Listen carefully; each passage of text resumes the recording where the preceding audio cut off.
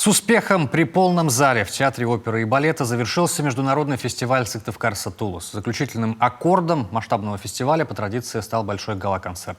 В особенный вечер на сцене выступали артисты мирового уровня, в их числе и уроженцы Республики Коми. Чем запомнится зрителю «Сыктывкарская весна», расскажет Наталья Юрина.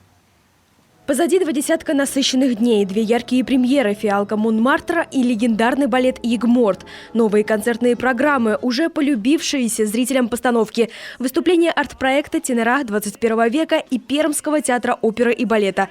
В этом году Сыктывкар-Сатулус объединил около 5000 зрителей. Очень рад нашему зрителю, с какой теплотой нас принимают. Это, конечно, очень большая благодарность. И все силы, которые мы тратим, которые мы посылаем в зал, все это, вся эта энергия возвращается к нам обратно. Еще один знаковый день фестиваля – финальный аккорд. Начинается с 3-го звонка.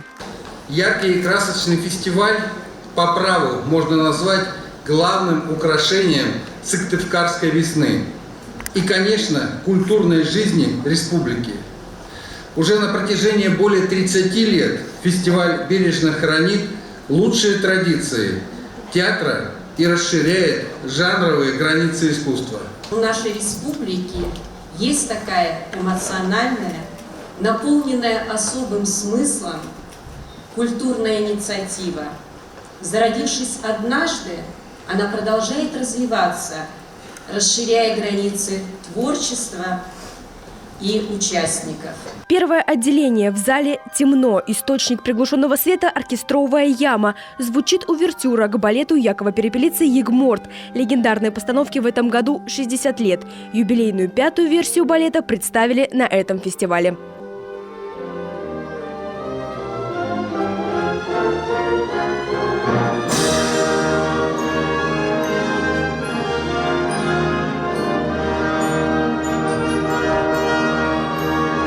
Один за другим со сцены звучат отрывки из произведений Римского-Корсакова, Чайковского и Мусорского. Среди выступающих и уроженцы республики. Иван Сорокин из Усть-Куломского района – лауреат Всероссийского конкурса артистов балета и хореографов. Марина Ефанова, солистка новой оперы. Плеяду выдающихся земляков, выступавших на сцене, дополняет и Алексей Лавров из Печоры. Ныне солист Метрополитен оперы в Нью-Йорке.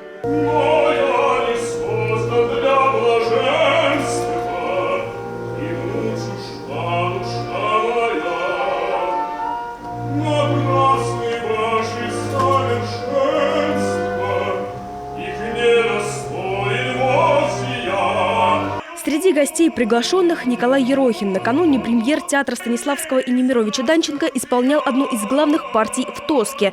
На гала-концерт решил остаться, выступать с финальной арией Германа. Спеть партию Германа – это самая высокая точка для драматического тенора в русской музыке. Это то же самое, как спеть Отелло в итальянской музыке, что я, кстати, тоже делаю.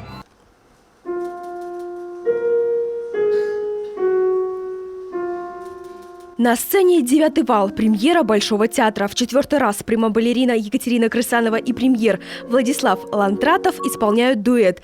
Создал сюжет американский хореограф Брайан Ариас, вдохновившись работами Айвазовского. Главная задача артистов – передать настроение и состояние моря. Наш дуэт, он в балете в самом выделяется, потому что весь спектакль идет под оркестр, а у наш номер идет под фортепиано. Это роскошная музыка Глинки, и там просто абсолютно четко слышны вот эти переливы музыки, и то, как мы перетекаем из движения в движение и из друг друга в друг друга, это, я думаю, должно сегодня поразить зрителя. Фестиваль Сыктывкар-Сатулус подошел к концу. В Театре балета и оперы зрители приглашают на еще одну премьеру.